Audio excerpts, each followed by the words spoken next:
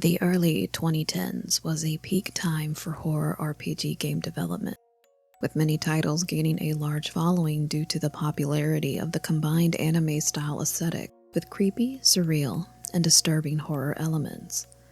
Add that to the boost in recognition thanks to huge Let's Play channels, and games like Ib, Mad Father, The Witch's House, and Masao became cult classics that are still talked about to this day. But Dreaming Mary had a smaller but dedicated following, especially within the RPG maker space.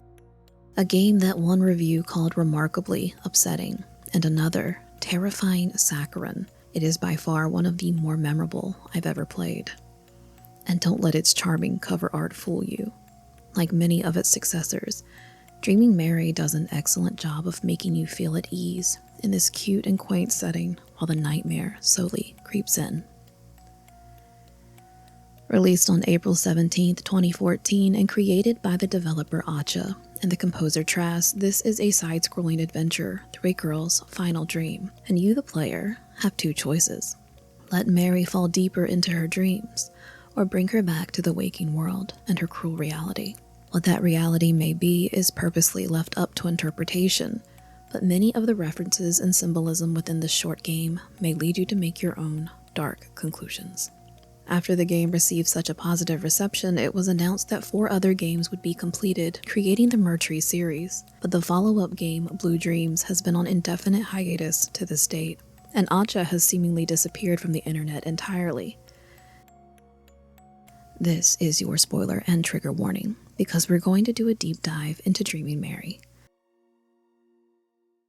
We start our story with a blue sky and a mysterious voice calling to us. Mari. Always remember that you can do anything in your dreams if you try. You can change your life through your dreams. You have that kind of power. Find the key that turns dreams into reality, and the entire world will open up for you. But Mari, be careful. If you fall too far into your dreams, you won't ever wake up. We open our eyes and find ourselves inside a whimsical pink room with a sign welcoming us to the dream. And Mary, age 12, is standing in front of a 4-poster bed. She too is all pretty and pink, but weren't we just talking about someone named Mari? The radio plays behind Mary, and we hear the host of Radio Night Night, Acha, the developer.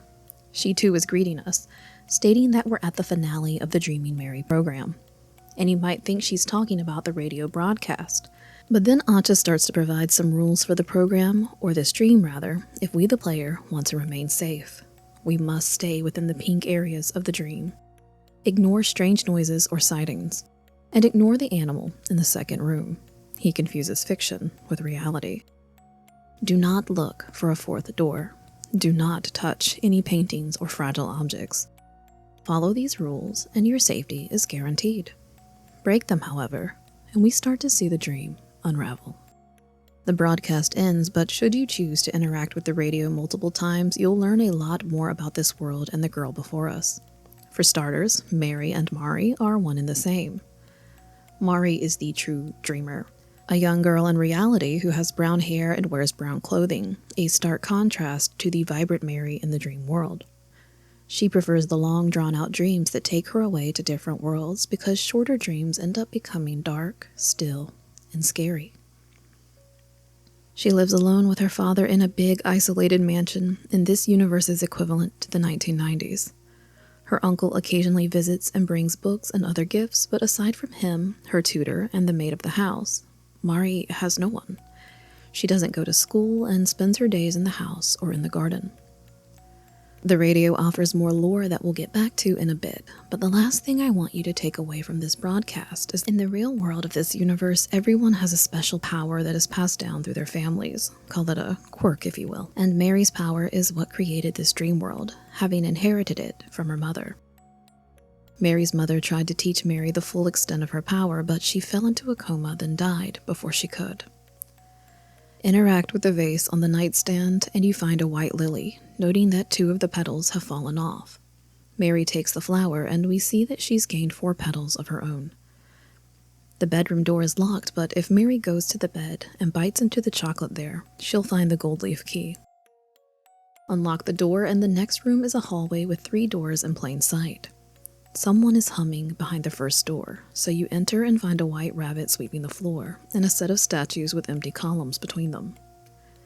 The rabbit is Benilda, and she asks Mary if she remembers her. After all, Mary was very small when they first met. But Benilda is the maid of Mary's dreams, and she recounts how pretty Mary has grown up since the last time she visited, stating that she has her mother's same sweet eyes. Assuming Mary doesn't remember her other animal friends, Benilda sends her off next door to visit Penguendel. You can hear Penguendel reading aloud behind the door, and when you enter you see a large library, the shelves stacked with hundreds of books. There's also a book laid out on a table, the only book here that you can actually read through. It's the tale of Sleeping Beauty, only different. In this version, Sleeping Beauty finds an old tower, climbing its stairway until she reaches the door with the small yellow key already in the lock. She turns the key and the door springs open, revealing an old woman in a small room, spinning flax. Admiring the old woman's work, the princess desires to try it herself, but no sooner than she picks up the spindle, she pricks her finger and falls into a deep sleep. After a time, a king was out hunting and passed by the tower, finding Sleeping Beauty. Believing she was merely sleeping, he calls out to her, but she remains unconscious. The king cries out, beholding her charm and feeling his blood course hotly through his veins. He lifted the princess in his arms, carried her to a bed, where he gathered the first fruits of love. The final page is missing a few letters, then words, then whole passages, so the majority of it is unclear. But the princess and the king conceived 2 beautiful children, a boy and a girl. The rest of the story is too faded to read. Read this story, then talk to Penguendel, and he too remarks at how much Mary has grown. He invites her to look around and read some books. It's her dream, after all. Then he suggests she visits Foxanne next door. If you continue to speak with him, he'll then tell you there's someone waiting for you in the room after Foxanne's, and it's best if you visit right after seeing her before going to anyone else. The word someone is a light purple color, and this will be important to remember later on. Lastly, he tells you after speaking to Foxanne to return to Benilda to assist with her room arrangements. He also quotes Epicurus, saying, "Be moderate in order to taste the joys of life in abundance." After commenting how real life must be dull in comparison to Mary's dream, yet real life must also have its merits. Going to Foxanne's door next, you can hear her giggling behind it, and once inside, you find a fox that gives 1920s flapper girl vibes. She's seated at a bar drinking a cocktail. Like the others, Foxanne also comments on Mary's growth and how she hasn't visited in years. "You should go talk to Boris first, then we can play some games together like in the old days." She instructs Mary to go down the stairs at the end of the hall, saying that it's the only door after hers, emphasis on only, written in red. Foxanne seems very enthusiastic about Mary staying in the dream as long as possible, saying she has all the time in the world to do what she wants to do and that her dreams only get better as they progress. She also tells her not to worry about anything weird she may see or hear because it's all just subconscious nonsense. Dream stuff, really. Just keep going. What you choose to do after your interaction with Foxanne will determine how this story ends. So for now, let's go find that 4th door. As you walk past a column at the end of the hall, someone whispers to you, "Mari." Not Mary, but Mari. We're going to ignore this for now and go downstairs into the garden. Once we enter, the music takes a foreboding and sinister tone, even though we're in a beautiful place with twinkling starlights, flowers, a giant tree with a door at its base, and a boar with an open button-down shirt. He seems friendly enough at first, calling Mary sweetheart and excited that she's back just like the others. He says that he's missed her and inquires if she finds the garden beautiful. Then the creepy vibe starts to set in with his next line. Ugh. So let's shake off the ick, get the heck out of there, and return to Benilda as Penguendel advised. She's trying to arrange the statues in her room, and there's a story behind them to help us out. 2 goddesses fell in love with the same man, a mortal man, and they spent years fighting for him. One goddess was the queen of the underworld, Persephone, and the other was the goddess of love, Aphrodite. So the love interest in this triangle is none other than Adonis. Place the statues in the correct order of Aphrodite, Adonis, then Persephone, and you've completed Benilda's task. Back to Penguendel, who needs help finding a certain book in his library.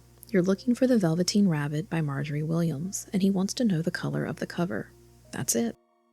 Foxanne then wants to play a game with you. She's particularly fond of hide and seek. You've got 45 seconds to find her, and once you look behind that giant turkey or chicken, you'll find her and win the game. Talk with Boris next, and he'll call Mary his special girl, asking her if she's having fun in her dreams. If you tell him no, he'll ask you if you want to do something more fun, that you'll have to wait a little longer to do more pleasurable things together. He tells you to go back to continue playing with your friends for a while longer. We'll cycle through the 3 rooms again, stopping at Benilda's to place specific objects in the statue's hands. Aphrodite gets a red flower, Adonis the pomegranate, and Persephone the golden apple. Penguindle wants you to find 2 books now, Aesop's Fables and The Giving Tree by Shel Silverstein. Find them and he thanks you, stating you can look around if you'd like, and then he continues to read. The passage he's on says, "The angel led her to the land of bright lights and sunshine." The word angel in the same purple font as the word someone during your first conversation with him. Play hide and seek with Foxanne for a second time, then revisit Boris. He says Mary needs 3 seeds from her friends so that the 2 of them can go deeper into the dream together. I don't really want to go anywhere with this creep, but we're after the canonical ending, so we'll do as we're told for now, even though I don't like it. And this is where the dream starts to unravel for us. Benilda is alarmed that you want a seed because it means you'll be leaving the dream. "Aren't you happy here, Mary?" she asked. And the word happy is in red. "It'll be all over," she says. "We'll all be over." But if you're sure, she'll give you a red seed if you can answer a question about the goddesses and Adonis. The question is simple, really. Who did Adonis love? You have 4 options to choose from, and... Wait a minute. Did Benilda even tell us the answer? Choose incorrectly, and Benilda changes. Her sweet face is now turned up into an eerie grin. She's downright gleeful that you got the answer wrong because now she gets one of Mary's flower petals. But you'll still give her the seed anyway, since Mary is such a good girl. Benilda tells Mary to have fun in the rest of her dream before disappearing, and just as you go to walk away, we see a strange glitchy figure that appears to be a woman in a maid's dress, falling down from the sky. We head back to the library, and Penguindle asks Mary if she's certain she really wants the seed. She could just stay in this dream, but if she truly wants it, he can't stop her. But he will make it challenging. He wants to know about another book, a journal rather, that he's lost. It was written by someone named Anna, and he wants to know who it's dedicated to. And how the heck are we supposed to know that? The journal is nowhere to be found in the library, and you have no choice but to put a random name down with little to no chance of getting it right. Penguindle regrettably takes a petal from Mary, then tells her, if you haven't found her, the next time you enter this dream, find the angel. He too disappears, and a decapitated figure flashes in his place. Foxanne seems mad that you want a seed, so this time Mary only has 10 seconds to find her. Fail to do so, and Foxanne becomes sinister like Benilda, laughing in Mary's face, her entire dialogue colored red as she tells Mary that she better pay up. And just because Foxanne is so generous, she'll let Mary have the seed. She too tells Mary to have fun with the rest of her dream before disappearing, and a glitchy figure flashes where she once sat. This one appears to be a woman with short hair, and it almost looks like her eyes have been gouged out and her chest stabbed, but maybe that's just my interpretation of what I see. With nothing left to do but return to Boris, he'll notice the seeds you've collected, then tell Mary that all she needs to do now is give him a petal from her lily. And this comment right here just gave me shivers down my spine the first time I read it. Tell him no, and he'll open his eyes, something he hasn't done the entire time, and you'll see they're red. He'll urge Mary to give him the petal, and if she continues to say no, he becomes increasingly angrier, but calms himself when he realizes that she's already played all the games with her friends. She'll give the petal to him, otherwise she'll have to wake up and lose everything. While Mary is talking with Boris, someone is calling out to her in a sing-song voice. Mary, Mary. Once Mary has all the seeds, she can open the door to her dreams. Boris says he'll enter first, and when Mary is ready, she'll just need to open the door, then everything will be fine. I didn't notice at first, but as Mary loses a petal, her icon above changes from a happy, innocent girl to someone who seems to be asleep, but also sad and in pain. All of her petals gone, she goes to the door at the base of the tree, and it opens. The screen fades to black and we see a white silhouette of Mary falling further and further down into the dream as the song Nightmarish plays. She falls past the phrase, the end of a dream, down past Boris stroking his chin, to a final phrase, good night, Mary. But this ending feels wrong, so let's give it another go. This time, we'll do a few things differently. For starters, when we unlock the bedroom door, let's take the gold leaf key back for safekeeping. Then after visiting our 3 animal friends in the hall, we'll investigate the area where we heard someone whispering for Mari. It's really important that you do this before seeing Boris, otherwise the secret door in this location becomes sealed. There's a strange noise coming from within, calling to you. Enter and you'll find a white room with a painting and a table. On that table is a fishbowl with a sea angel inside. Touch the bowl and it breaks, the sea angel now free and magically flying out of the room. Follow it and it'll lead you back to the bedroom where you began the dream, and the pink painting in the room is now a hidden passageway. Interact with it and you're transported to a drab version of the same room. No more pink or whimsy, but instead the room is tinted brown, and I interpreted the edges of the room in different ways. It could be wallpaper peeling away, symbolic of the truth being revealed. Maybe it represents blood or the stalactites of a cave, making you feel more isolated. Either way, the room houses a book that tells us that we should always run, because the moment you think you're safe is the moment he will get you. The door to this room is locked as well, but we have the gold leaf key. Unlock the door and take the key back. That's very important. But instead of finding yourself in a castle-like hallway, it's dark and eerie with only a brown couch and 3 stuffed animals on it that look pretty familiar. The first is a stuffed dead rabbit with book pages surrounding it. The pages contain more information about Adonis. Known as the mortal god of life, death, and rebirth, he had no choice but to accept his fate, alone and mourned with nothing to say. There's also a bit about why Aphrodite and Persephone loved him as well as his birth, but nothing about who he loved. Nothing to say. Next is a penguin doll with a brown journal underneath it. The journal is addressed to Glenn from Anna. Lastly, there's a fox pelt on the sofa and a note that reads, "The fox was hidden in plain sight. She was clearly agitated. Just a few steps to the right and down." You can walk down the hallway further to find a boar's head staring at you, a locked door you can't enter, and a painting that is identical to the one in the white room. You can do more with these 2 items later, but for now let's return to the pink dream and finish out the true canonical ending. Tell Benilda you don't know who Adonis loved, give Penguindle the name Glenn, and find Foxanne to receive all 3 red seeds without losing any petals. Penguindle will tell Mary that no matter how frightening things may be, he knows that she can pull through. He believes in her, and he hopes she won't forget that. Her friends now gone, it's time to return to Boris and give him a petal for the final seed. Like before, Boris will enter the door first, and then it's Mary's turn. The screen goes black and we hear someone say, "Good girl, sweet girl, you're mine."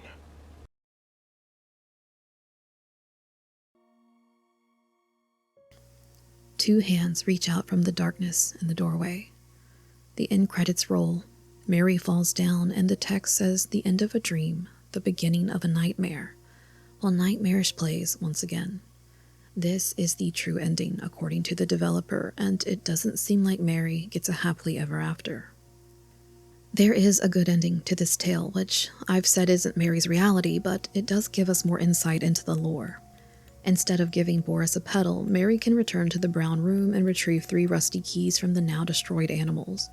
There's the sound of a girl sobbing, and someone is whispering over and over in the room that he's coming, the chaser.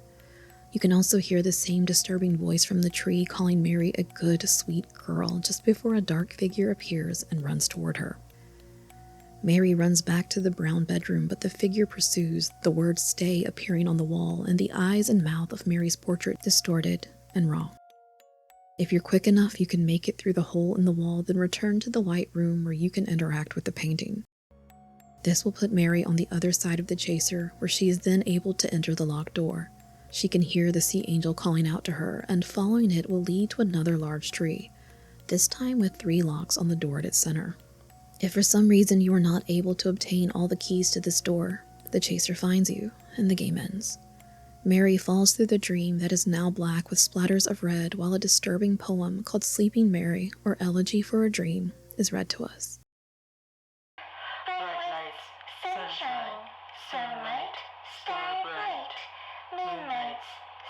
shine. Alright, good night. Good dreams, my love. Sweet, sweet daughter. See, you are so darling. Shining flower like a star so bright. Drooping petals so white. All so right. Here lands you are mine. To carry and protect and love so much. Falling in dreams, the sweet young girl. Sweetly nourish her with your seeds of love. She is your sweetheart. She is the one who sweetens the strawberry shade of your heart. Sometimes you might wonder why your love is so heartful. She's just a flower, so be kind, don't crush her. Because I don't opens and there you are. You were waiting for me to play games. Dreaming of sweet hands and sweet petals, thinking this is me, her, she is drinking in her senses, loving nothing. Am I, dreaming, Mary. Waking from the nightmare, she is hating your dark, oily heart juices. She runs to her dreams, waiting for it to end, ending. She is ending, mending. In the starlight, waiting for the sunshine on her teeth. This time the end credits say the end of a dream, the beginning of a nightmare. Sweet dreams, Mary, similar to the canonical ending. But obtain all 3 rusty keys and you can open the locked door. And the same voice that came from the sea angel whispers to you again. The door opens and Mari is now awake and in her own room. Her window too high to reach, her door locked by her father. There's a bookshelf with her mother's old books and the ones from her Uncle Gwendol. After such a long dream, Mari wonders if anything has changed. But who is she kidding? She walks to the locked door and realizes she still has the gold key from her dreams. She unlocks the door and runs through it. We see the same sky from the beginning and the same message to Mari from before, only there's a bit more to it now, and we learn that it's from her mother. Mari, there are so many things I wanted to teach you, to show you, but by the time you're old enough to understand, will I be there for you? Mari, always remember that you can do anything in your dreams if you try. You can change your life through your dreams. You have that kind of power. Find the key that turns dreams into reality and the entire world will open up for you. But Mari, be careful. If you fall too far into your dreams, you won't ever wake up. I'm still searching for the key. When I find it, I'll save both of us. But if I don't come back, Mari, then I pray that you will find your way and save yourself. Mari, my darling daughter. This time we hear a song as Mary travels through her pink dream once again, but things quickly become eerie as the song asks, is this the end, or is this still the dream? Are you awake? Good morning, Mary. This game purposely leaves so much up to interpretation. What's happening to Mari? Is she truly awake or not? Who is the chaser and the animal characters in her dreams? Who do they represent? One of the theories I personally, but regrettably agree with most is that Mari is being assaulted by her father, and her dreams are her means of escape. Many clues within the game support this idea. For starters, the dream world seems to reflect Mari's reality, though a prettier, more fantastical one. The sleeping tower is her room, the grand hallway representative of the mansion she resides in, and Boris's garden the one at home in which she plays. On the nightstand in her dream room is where she finds the white lily, a flower that Asha confirms represents innocence and purity, the same flower that the animals gleefully steal petals from, with the exception of Gwendol, who is reluctant to do so. As each petal is taken, Mari's spirit seems to dull, her expression becoming more pained and hopeless. Then there's the obvious sexual undertones in Boris's dialogue, wanting to do more pleasurable things and saying that she deserves his seed. In the Tumblr archive, Asha confirms that Boris and the Chaser in the Nightmare Room have a connection with one another. And while we can't immediately assume Boris represents her father, there are further clues to suggest this as well. During the radio broadcast, Acha tells us that Mari spends time playing with her maid and tutor when she's bored, and in a Tumblr Q&A, she noted that the most influential people in Mari's life are her father, her mother, her maid, her tutor, and her uncle Gwendol. Pen Gwendol's name is very similar to her uncle's, which we can also assume is Glenn Gwendol based on the journal he lost. Her mother is symbolized by the sea angel with the whispering Mari sound effect we hear as we pass the secret door titled Mom Mari in the audio files. If Benilda is the maid of Mari's dreams, then perhaps Foxanne is a representation of her tutor in the real world, and Boris the only other person in Mari's life currently. She doesn't go to school and stays isolated at home, so it would make sense that these four are central characters in her dreamscape. And knowing that all the characters take one of her petals, symbolizing stealing her innocence, I can't help but wonder if everyone knew of her father's actions yet failed to do anything about it, or if they were actually a part of the abuse as well. Those creepy death animations of the three characters also make me wonder if her father killed them to keep his secrets, and if her innocence was taken as a result of witnessing their deaths, but who's to say, really? But going back to the ick that is Mary's father, there's also the music during the interaction with the chaser. Trask, the composer, purposely arranged the scale so that the notes repeated the words "bad dad" over and over again. The music is accompanied by the sound of a young girl crying and the whispers of mourning. And if you need any more convincing, let's look at the words of the poems and songs. An Elegy for a Dream, the poem we hear during one of the bad endings, there are a multitude of creepy clues. When Mary is captured by the chaser and the game ends, you can also hear her singing a disturbing version of Mary Had a Little Lamb.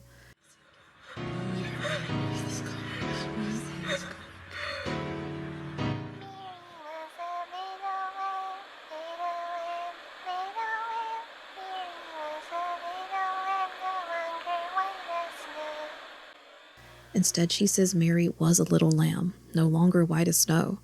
This could be a reference to her death, literally being covered in red, witnessing the deaths of the three characters, which coincides with this particular piece of game art. Or it could represent the loss of her purity and innocence, similar to the removal of her flower petals. So much suggests this girl suffers by the hands of her father, but while many people believe the Sleeping Beauty story in Pen Gwendol's library is also about Mary's abuse, I would have to disagree. I think it's about her, sure, but not quite in the way many people think. For starters, the image of Sleeping Beauty resembles Mari in the real world with brown hair and bangs, but a review of the Dreaming Mary's blog reveals a much better match. This image of Mari's mother shows roses as part of her character design, similar to Sleeping Beauty. Mari's mother also has long dark hair with bangs, was in a coma, resulting in her death, and like the version of Sleeping Beauty, actually had children. Like the story suggests, I believe she had Mary and a son. If you listen to Pen Gwendol reading before entering the room the first time, you hear him say, "But the children were cursed and only the girl remained." This phrase can easily match part of the missing text in the Sleeping Beauty story once you add the correct letters. With her mother deceased and her brother absent, only Mary remains, and maybe the curse is their unique gift inherited by their mother. At first, I thought this tale was referencing the Grimm brothers' version of Sleeping Beauty, but it actually predates that. In the 1600s, there was a story called Sun, Moon, and Talia, in which a certain sleeping princess was found by a king, assaulted in her sleep, and even bore his children, all unconscious, with the aid of fairies. The original story suggests Talia lived happily ever after with the king after his wife, the queen, tried to kill the children and have her cook serve the king a meal made from their bodies. The cook took pity on the children and spared them. The queen was found out and then subsequently burned at the stake, and Talia and her children lived with the king. But perhaps Acha is spinning a different, more realistic outcome to the king's original actions. Someone who exerted power over another while they were sleeping, and her waking to find she's the mother of 2 children as a result. That sounds like it would be pretty traumatizing, especially if the abuse continued. In the good ending of Dreaming Mary, Mari's mother says she's still searching for the key to save her and Mari both, praying that Mari can find a way to save herself should she not return. But she also says that if you fall too far into your dreams, you won't ever wake up. So it seems that Mari's mother searched relentlessly for this key within her dreams to the point of falling into a coma, like Talia, and then dying due to her powers, all because of the torment she and her daughter suffered at the hands of Mari's father. But if Mari truly had a brother, what happened to him? Obtaining all 4 endings on the same save file allows you to access the bonus content in Mari's room. Among other fun Easter eggs is a letter Mari's hidden in one of her books on her shelf. It's a picture of a blue galaxy-themed silhouette that says, "Mari, sorry that I couldn't come for you. The person depicted in this letter is perhaps a young boy named Locke that would have been featured in the second game of the Mercury series, Blue Dreams. And according to the developer, this game would occur during the same time as Dreaming Mary. I first thought that Locke could be Mari's brother, but when asked by user Senjugahara13 if Mari and Locke were related by blood, Aja had this to say: "No, not really. They might have some common ancestry down the line, though." Aja also noted that Mari and Locke's relationship is something else entirely separate from siblings or friends, but they do know of each other. Locke and Mari's games would have occurred during the same time frame according to this layout of the Mercury series, and having common ancestry does make them related, though I guess not brother and sister, unfortunately. But I do think noting the ancestry hints to Locke also having an ability similar to Mari. I did also wonder if maybe the curse Gwendol speaks of didn't kill the brother, but rather removed him from Mari's reality. Locke, her brother at birth, now exists in an alternate dimension where they may perhaps meet one another in their dreams only. Again, this might be just headcanon, but I fear we'll never truly know Locke's story with the indefinite hiatus of these games. The fourth game in the series was meant to explore the dream world further, with at least 2 of the characters in the game being directly related to Mari and Mari herself, not a character in the game. Maybe one of these characters is the brother figure come to save Mari from her nightmare. All of this has been interesting to speculate, but as I researched the Blue Dreams Tumblr blog looking for answers and clues, I started thinking a lot about Benilda's room and the Greek statues within. Aja herself said the importance of Adonis in the Mercury would be revealed in future games, and that Dreaming Mary was only meant to be an introduction or prologue to the rest of his story. But what exactly is Adonis' story, and how could it possibly relate back to Mary, if at all? In Greek mythology, Mira is the mother of Adonis, and her story is also pretty dark, yet holds similarities to the Sleeping Beauty tale and potentially Mari's life. Some sources say Mira was cursed by Aphrodite to have incestuous feelings towards her father, King Cinyras, and as a result, Mira ended up tricking him into multiple, nightly encounters. After multiple drunken meetups, the king is curious about who this woman is and brings a light into the bedchamber. Upon learning that the young woman he's been sleeping with is none other than his daughter, he draws his sword and attempts to end her life. Mira flees in shame and begs the gods for help, asking them to remove her from the land of the living, but to not grant her an afterlife where she feels she doesn't deserve one. The gods take pity on her due to Aphrodite's curse, so they transform Mira instead into a Mercury. The painting Mary travels through within her dreams as things start to unravel is none other than a depiction of Mira as a tree, her bark splitting open as she births baby Adonis. So the Mercury itself is obviously very symbolic to the game, and with it so is Mira, a mother who in this scenario assaulted her own father. But we know in Aja's version of events, it's Boris, or the father, who is the bad guy here and who is committing similar atrocities. At first, I thought maybe this story was about Mari's mother, my mind going down a dark path in which Mari's father is also her grandfather. This would be particularly disturbing, but Adonis' birth doesn't quite parallel the birth of the twins in the Talia Sun and Moon story. So are these two separate events then? Perhaps, and you're not gonna like my thoughts on this one either. If Sleeping Beauty reflects Mari's mother, maybe Mira reflects Mari, the king in both stories, Mari's father. The red seeds given to Mari by the animals are pomegranate seeds, which in Greek mythology can symbolize death, yes, but also marriage, fertility, and menstruation. Could the Adonis of the Mercury series be Mari's son, a child brought into the world by a cruel, repetitive nightmare inflicted on a 12-year-old girl? I find the true ending of Mari's dream to be particularly eerie when, like Mira, she enters the large tree, leaving the sanctity of her dreams as she falls further into a nightmare she can't wake from. If you're not familiar with Adonis' tale, then I'd also like to add that he dies after being gored by a wild boar while hunting. The boar is said to be Ares, the god of war, and Aphrodite's lover who was jealous of her love for the young mortal. There are other versions where the boar is sent by other deities, but power and control over others seems pretty in line with Boris's personality and a jealous god of war. If Boris is Mari's father, it would make sense then that he would be jealous over the child and even willing to kill him to keep Mari to himself and to hide his secrets. And while Adonis' story seems to indicate that Mari isn't the central character of the series, could her son be responsible for ultimately saving her and Locke in some way?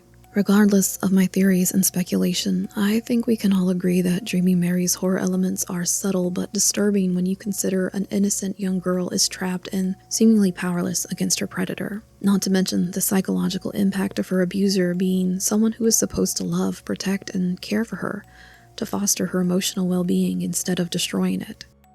Unable to escape her torment in the waking world, Mari's dreams become a place where she can feel safe by becoming someone else entirely different. Mary, the girl who lives in the pink castle with her animal friends where nothing bad happens as long as you don't wake up. Mari's fate, however, shows us what can happen when we become absorbed in the fantasy and delusion, when the pink walls start to crumble away and we're faced with reality. The grim reality is that there are only two outcomes in situations like this: becoming the eventual survivor or remaining a victim until the end. While the Blue Dreams Tumblr blog is a treasure trove of information on the Murtree series, and Dreamy Mary remains a stark reminder of what could have been, I can't help but feel a little disappointed that we'll never see the rest of this story play out. We'll never meet Locke or the many other characters that were created to further explore the ideas of dreams and mindscapes. Acha and Trask had so many plans for the series, but it seems as time went on, they grew up, started working in their respective industries, and the Murtree series became more of a forgotten dream instead. Or perhaps the grim stories within became too nightmarish to pursue further. But as always, I want to know what you think. Have you seen or played Dreamy Mary before this video, and what did you think of it if so? And do you think Mari would ever be saved from her dreams if the series continued? Thank you so much for watching. Here's another one of my videos. And as always, may your nightmares be strangely cozy.